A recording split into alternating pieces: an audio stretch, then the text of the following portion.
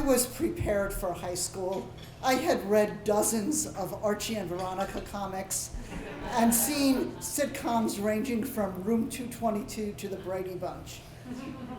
What I had not appreciated in everything I read and saw was that none of those people had gone to West Hempstead High School, so none of them had experienced the annual ritual known as class night. Now, class night was shrouded in mystery as to its origins. I like to think that there was some mysterious figure who rose out of Hall's Pond holding up a scroll with the rules of class night engraved on it in invisible ink.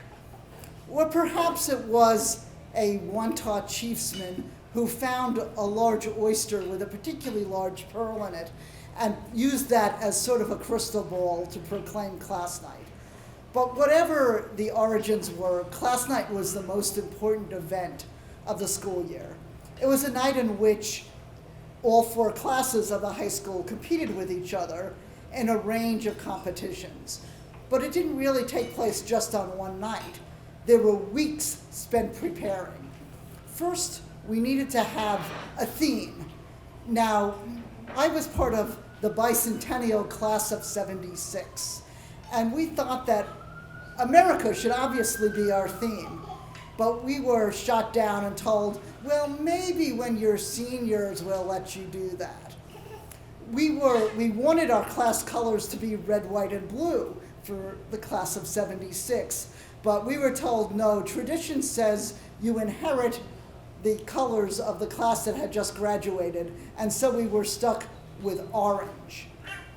So we had to make do.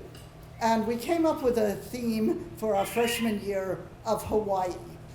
And now the theme was really important because it determined our costumes, and we had a lot of plastic grass skirts for the girls to wear with our orange t-shirts and plastic leis. And that was our, very clever original costume for Hawaii. The theme also determined our cheers. So we got to go and sit in the bleachers chanting, "Hula, hula, we are the ruler," to the dubious delight of the judges. Now, the thing that was really clever and evil about class night was that it was designed to involve everybody in the school. It wasn't just a bunch of sports things or art things. There were events for people of every possible skill. So we started with, during the day, there were both girls and boys basketball games. You can see here, there were scores for posters, the program cover, class appearance, class song, lots and lots of relay races, including something known as the brain race, in which 4 students from each class would do a relay race that involved running to the middle of the gym, filling in a word in a crossword puzzle, and running back and handing the pencil to the next person. We actually won the brain race every year. There was a float and a skid volleyball game, something called cage ball, of which, as far as I know, the rules involved there was a ball and there was a cage. And there's things like the sponsors, but the key thing here was class enthusiasm, which was worth as much as 15 points. Now, everything had its point total, and some of these don't quite make sense. So 3 points for winning a basketball game, supposedly 0 to 10 points for the posters, but if you look at this, and they were graded before the actual event, some of the teams got 30 points out of the 0 to 10. And the judging may not have been entirely objective. So there were things like races you could get up to 5 points for, while things like class enthusiasm were worth as much as 15, which probably meant more like 45. So that led to another tradition, which is that the first place team finishers were always the seniors, second place were the juniors, third the sophomores, and fourth the freshmen. Now, we were rebellious. After our fights about our theme and our color of t-shirts, we thought that we should also be able to do something really outrageous like winning before our senior year. But no, those same judges, most of whom were gym teachers who doubled as Russian figure skating judges, were determined to follow through with the traditions. So as we sat there singing our freshman song, when you're a frosh all the way from your first class night to your last Hawaiian day, they just judged it as if we were any normal freshman class. Well, so we finished, as usual, in 4th place. Our sophomore year, we went with a different theme, of course, because you had a different theme every year, which was the 50s, because we were all watching Happy Days on TV at the time. And then we had our class song was to the tune of Rocking Robin and so on. And our real highlight of that year was our skit, because in the skit that year, I achieved one of my supreme moments of high school fame or infamy by doing a commercial in the middle of the skit based on a parody of the popular Halo shampoo commercial.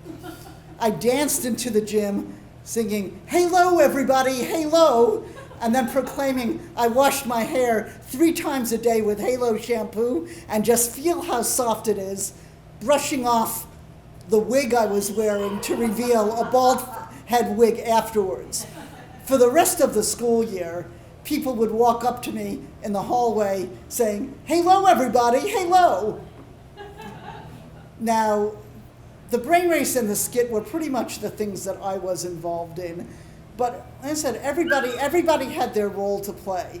And the entire class would join in for things like the tug of war, so there was an advantage to being at the height of the baby boom and having a slightly bigger class than the others did. But it still seemed to finish that it seemed that every year we finished the classes finished in exactly the same order. Well, sophomore year we went on to a theme involving Disney, and I still have my Mickey Mouse ears from our costumes that year. Finally, senior year, we were allowed to wear red, white, and blue t-shirts and have the theme of America. That year was another triumph in the skit, because one of the skits always had more or less the same plot, in which we had characters representing the themes of each of the other classes who had created some sort of great criminal act. In this particular case, there was one class had the 20s as their theme, and another had the jungle, and a third had Christmas, and Ginger Rogers and Tarzan had abducted Santa Claus and had to be rescued by our class from doing that. And I, as Ginger Rogers, got to dance the tango with the star of the track team, who was Tarzan, across the gym floor. And, you know, when else was I ever going to dance the tango with a track star? But finally, we came down to, it was all really close, and the final event of that night was the class song. "We're the Yankee Doodle Seniors, we will win class night tonight." There was a whole medley of patriotic songs, and at the end of them, we raised a flag. Apparently, this was completely against the unwritten rules of class night, and points got deducted for the flag raise. We did end up winning class night, but only by 2 points. Yeah. So there's something to be said about the way high school is portrayed in the comic books and TV, because I'm sure that Marcia Brady never had to worry about what the Russian figure skating judges thought about the glitter that got used in painting the breezeway, or what unwritten traditions she had violated. And she was much better off for just having to worry about a zit appearing before a big date, or the other sorts of crises I expected in high school. But she doesn't have the memories that I have of every year at class night. Thank you.